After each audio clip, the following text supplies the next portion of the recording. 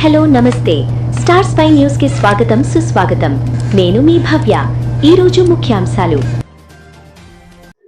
అందరికీ నమస్కారం నా పేరు నూతి చంద్రయ్య నేను బీఆర్ఎస్ పార్టీ నుంచి రెండో డివిజన్ కార్పొరేటర్ గా పోటీ చేస్తున్నాను గౌరవనీయులైన గంగుల కమలాకర్ ఎమ్మెల్యే గారు నన్ను ఆశీర్వదించి పంపించినాడు ఈ రెండో డివిజన్ కార్పొరేటర్ గా దయచేసి నాకు అందరూ ఓటేసి నన్ను భారీ మెజారిటీతో గెలిపిస్తే మీకు ఆల్వేస్ అంటే ఎల్లవెల్ల మీకు అందుబాటులో ఉండి మీకోసం వాడలో కానీ డ్రైనేజ్ పనులు కానీ సిమెంట్ రోడ్ల పనులు కానీ డ్రైనేజ్ వ్యవస్థ కానీ ఎలక్ట్రిక్ వ్యవస్థ కానీ కరెంటుది నీటి వ్యవస్థ కానీ అన్నీ మీకు దగ్గర అందుబాటులో ఉండి ఎలాంటి పనులైనా చేస్తూ మీకు తోడుగా ఉండి మీలో ఒక్కడిగా ఉండి ఆల్వేస్ మీకు అందుబాటులో ఉంటానని మాటిస్తున్నాను. దయచేసి నాకు కారు గుర్తుకు ఓటేసి నన్ను ఆశీర్వదించి గెలిపించగలరని నా మనవి. నాకు యూత్ అండ్ పెద్దవాళ్ళు అమ్మలు అక్కలు ముఖ్యంగా ఆడవాళ్ళు కూడా అందరు నన్ను బ్రహ్మరథం బట్టి నిన్ను గెలిపిస్తాను, నువ్వు ఎట్టుపోకు, నువ్వు సెటిలర్స్ నుంచి బయట నుంచి వచ్చినావని ఒక 300-400 ఓట్లు ఆల్మోస్ట్ ఒక 1000 ఓట్స్ లేని వాళ్ళ దగ్గర ఈ రాజకీయం ఉంది ఇన్ని డేస్ నుంచి. మీరు రండి, అందరు నన్ను ఆశీర్వదించి నన్ను గెలిపిస్తామని మాటిస్తున్నారు. నేను భారీ మెజారిటీతో గెలుస్తున్నాను. మరియు కరీంనగర్ మేయర్ కూడా బీఆర్ఎస్ కైవసం చేసుకుంటుంది. అందరికీ ధన్యవాదాలు.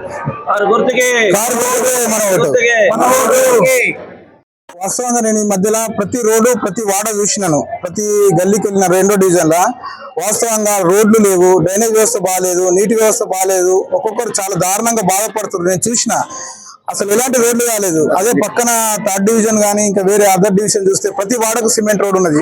ఇక్కడ ఎందుకు సీసీ రోడ్లు కాలేదని అర్థం కాలేదు. ఎమ్మెల్యే గారు ఫండ్స్ చాలా ఉండే, అన్ని ప్లేసులలో సిమెంట్ రోడ్స్ కానీ దేనికోసమైనా కానీ మున్సిపల్ ఫండ్స్ ఉండే చాలా ఇచ్చిండు. ఇక్కడ ఎందుకు జరగలేదు అర్థం కాలేదు. ఇక్కడ కార్పొరేటర్ నెగ్లిజెన్సా, మరి కార్పొరేటర్ అప్పీల్ చేయలేకనా, పనులు తీసుకురాలేకనా, మాత్రం కానీ వ్యవస్థ మాత్రం చాలా బాగలేదు. రోడ్లు అయితే బాగలేవు, నీటి వ్యవస్థ బాగలేదు సార్. మాజీ కార్పొరేటర్ ఏమంటుందంటే ఆయనకి ఏం అనుభవం లేదు, ఆయన మొన్న వచ్చిన వ్యక్తి కాబట్టి ఆయనకు ఎలాంటి అనుభవం లేదు, ఆయనతో అభివృద్ధి చేయలేడు అని చెప్పి ఒక ఆరోపణ. మాకు రాజకీయం ఈ రోజు కొత్త కాదు. మేము 2014 జెడ్పీటీ చేసినాం 5 years. మా అమ్మ సర్పంచి, మా నాన్న ఇప్పుడు ప్రజెంట్ సర్పంచి. మేము గత 10 ఆల్మోస్ట్ 15 years నుంచి మేము పాలిటిక్స్ లో ఉన్నాము. అట్లా ఏం లేదు.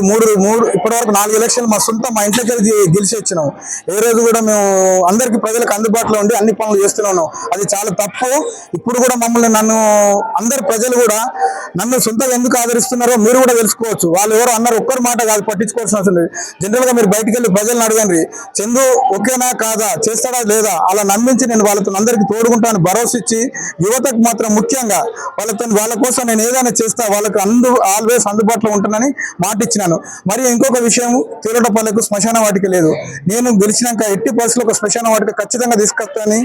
అండ్ చంద్రపూరి కాలనీకి సరస్వనారికి కూడా ఒకటి రేషన్ షాప్ లేదు, అక్కడ ఒక రేషన్ షాప్ పెడతా. ఎట్టి పరిస్థితుల్లో పెద్దవాళ్ళతో సంప్రదించి ఈ 2 పనులు మాత్రం తప్పకుండా చేస్తాను.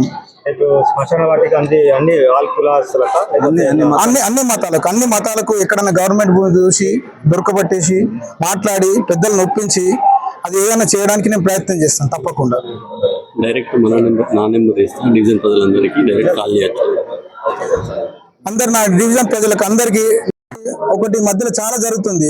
అందరూ నాకు ప్రత్యర్థిగా ఉన్న కార్పొరేటర్లు కానీ మిగతా వారు కానీ కొద్ది మంది ఏమంటున్నారు అంటే, ఎక్కడి నుంచో బతికొచ్చిండు అతనికి ఓటేసి అవసరమా అని అంటారు. మాకు ఇప్పటివరకు అర్థం కాలే. 5800 ఓట్లలో 5000 ఓట్లు మా సెటిలర్సే ఉన్నాం. మేము ఎక్కడి నుంచి బయట నుంచి వచ్చి ఇక్కడ చాలా డెవలప్ చేసినాం, రియల్ ఎస్టేట్ వ్యాపారాలు చేసినాం, పెద్ద వెంచర్లు చేసినాం, చాలా మందికి ఉపాధి కల్పించినాం, మాత్రం అయ్యే వరకు సహాయం చేసినాం. మాకు హాస్పిటల్స్ కూడా ఉన్నాయి ఇక్కడ కరీంనగర్ లోకల్.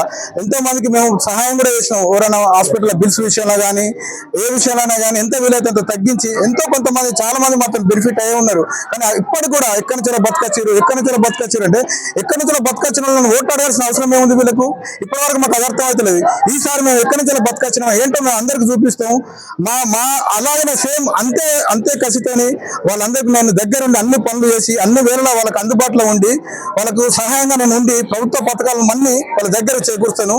వాళ్ళకి ఎలాంటి నేను ఆల్వేస్ వాళ్ళకి అందుబాటులో ఉంటానని మాటిస్తున్నాను. మా వాళ్ళకి సార్ ఈరోజు మీతో బెనిఫిట్ అయింది, మీరు ఒకసారి ఇది జరిగింది అది జరిగిందని మమ్మల్ని ఆశీర్వదిస్తారు. మీరు రండి, మీరు చేయొచ్చు అని అంటున్నారు. మొత్తం బెనిఫిట్ అయిన చాలా మంది ఉన్నారు. మరి మేము ఇంతకుముందు పదవులు లేకముందునే ఎన్ని సహాయాలు చేసినాం. ఇప్పుడు పదవులు వస్తే మేము ఎందుకు వేయం? పదవులు లేకముందు ఇక్కడ మేము రామాయణ టెంపుల్ కూడా మేము సహాయం చేసినాం, పెద్ద ఎత్తున దుర్గాభవన్ టెంపుల్ సహాయం చేసినాం. అంటే దేవునికి ఇచ్చినాం సాయం అనేది తప్పు. అండ్ ఇక్కడ నగనూరులో కూడా నేను పెద్దది ఒకటి అంటే టూరిజం ప్లేస్ కోసం ఒక పెద్ద శివుంది కూడా కట్టించిన. అండ్ చాలా మందికి హాస్పిటల్ విషయంలో కూడా హెల్ప్ చేసిన. ప్రత్యక్షంగా కూడా నేను ఎవరికైనా చిన్న డబ్బులు అవసరం ఉన్నా కానీ ఏదైనా చిన్న చిన్న అవసరాలకు కూడా నేను ఇచ్చిన. అలాంటి నేను ఇంకా పదవి వస్తే ఎందుకు వేయలేను? పదవి రాకముందు ఎలాంటి పదవి ఆశించకుండా చేసిన ఆ రోజు. ఇప్పుడు ఇంకా పదవి వస్తే కూడా తప్పకుండా నేను అందరికీ అందుబాటులో ఉండి అన్ని సేవలు చేస్తాను. అతను అయ్యే ప్రతి పని వాళ్ళకు నేను అందుబాటులో ఉండి చేస్తాను.